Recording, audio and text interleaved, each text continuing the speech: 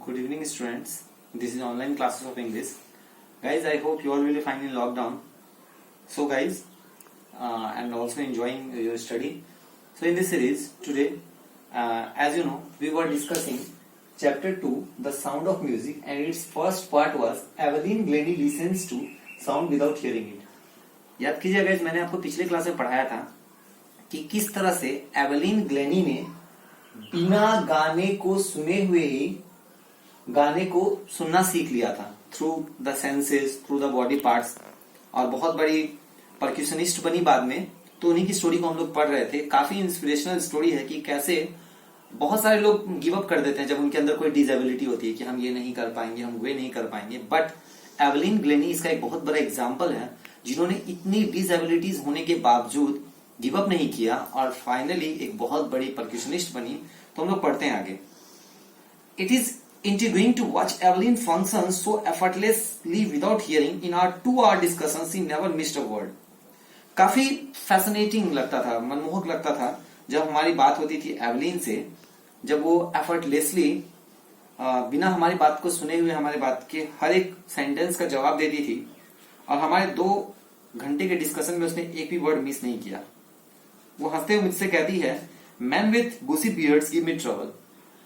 जिनकी दाढ़ियां घनी होती है ना, वैसे मैन मुझे काफी ट्रबल देते हैं। Not just watching the lips, it is the whole face, specially the eyes. वो बस सारे चेहरे से हमारे सवालों के जवाब देती थी। She speaks flawlessly with a Scottish lilt. बिना किसी झिझक के वो बातचीत कर पा रही थी। हाँ, उनके बाद में स्कॉटिश लिल्ट आ रहा था, स्कॉटिश टोन आ रहा था, जो बता रहा था कि वो स्कॉटलैंड से बिलोंग करती है। माई स्पीच इज, उन्होंने मुझसे कहा कि मेरी स्पीच इतनी क्लियर इसलिए है क्योंकि मैं 11 साल की थी, तब तक मैं सुन सकती थी। But that doesn't explain how she manage. लेकिन इसका मतलब ये नहीं है कि वो सारी चीजों को समझ सकती थी, लेकिन फिर भी फ्रेंच और जापानीज को कैसे मैनेज करती थी पता नहीं। अगर म्यूजिक की बात करें तो वो कहती है, इट पोर्स इन थ्रू, ये मेरे पूरे बॉडी में है म्यूजिक, ये मेरे स्किन में है, मेरे चीक बोन्स में है, यहां तक कि मेरे बालों में है।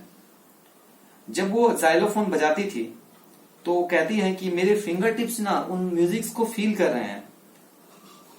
ड्रम सीखना और साथ में जो साउंड के जो इकोज होते हैं वो उनके पूरे बॉडी में फ्लो करते थे।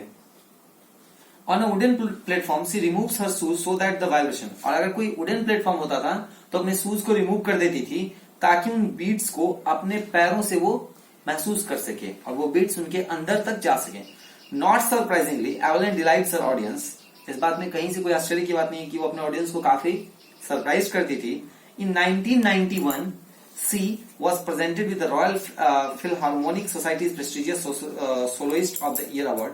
1991 में उनको रॉयल फिलहार्मोनिक सोसाइटी के प्रेस्टिजियस सोलोइस्ट अवार्ड से सम्मानित किया गया। जो मास्टर परक्यूशनिस्ट थे जेम्स ब्लेड्स, उन्होंने कहा, God may have taken her hearings. भगवान ने इसके सुनने की शक्ति से छीन ली है, लेकिन गॉड ने इसे कुछ एक्स्ट्रा ऑर्डिनरी दे दिया है, कुछ असाधारण दे दिया है। जो हम लोग सुनते हैं वो फील करती है far more deeply than any of us. जितना हम लोग सुनते हैं उससे कहीं ज्यादा गहराई से उन चीजों को वो फील कर लेती है। That is why she expresses music so. यही कारण है कि वो म्यूजिक को इतने अच्छे से एक्सप्रेस कर पाती है। एवलिन कन्फेसेस दैट, वो कन्फेस करती है कि वो थोड़ी सी ना वर्क एल्कोहलिक है।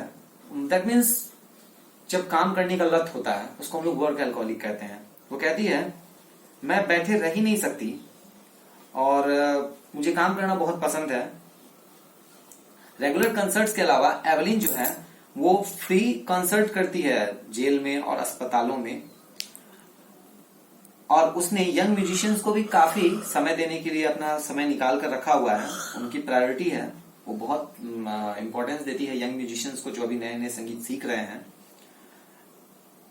And Richlin of the Beethoven Fund for deaf children says, Beethoven Fund बहरे बच्चों के लिए एक चैरिटी चलाती है। वो कहती है, she is a shining inspiration for deaf children, they see that there is nowhere that they cannot go।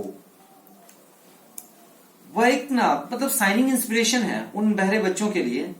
वो देख सकते हैं कि जहां कोई नहीं जा सकता वहां पर आज एवलिन है। Evelyn Glennie has already accomplished more than most people twice her age. Evelyn Glennie ने वो सब हासिल कर लिया जितना कि उसके दोगुने एज के लोग हासिल नहीं कर सकते अपने जीवन में। उसने परक्यूशन को ऑर्केस्ट्रा के आगे लाया। She has given inspiration to those, वो उन लोगों के लिए प्रेरणादायी स्रोत हैं जो आज हैंडीकैप्ड हैं किसी न किसी तरीके से। जो भी लोग उसे देखते हैं तो कहते हैं if she can do it, अगर वह ऐसा कर सकती है आई कैन, मैं भी कर सकता हूं, मैं भी कर सकती हूँ। And not the list, she has given enormous pleasure to millions. और आप इस बात को कभी ना भूलें, जिसने लाखों लोगों को अपने संगीत का आनंद दिया है। So students, that's all from today's story. Student, आप लोगों का होमवर्क ये होगा कि आप लोग इसके क्वेश्चन आंसर्स को कंप्लीट करेंगे। हमारा जो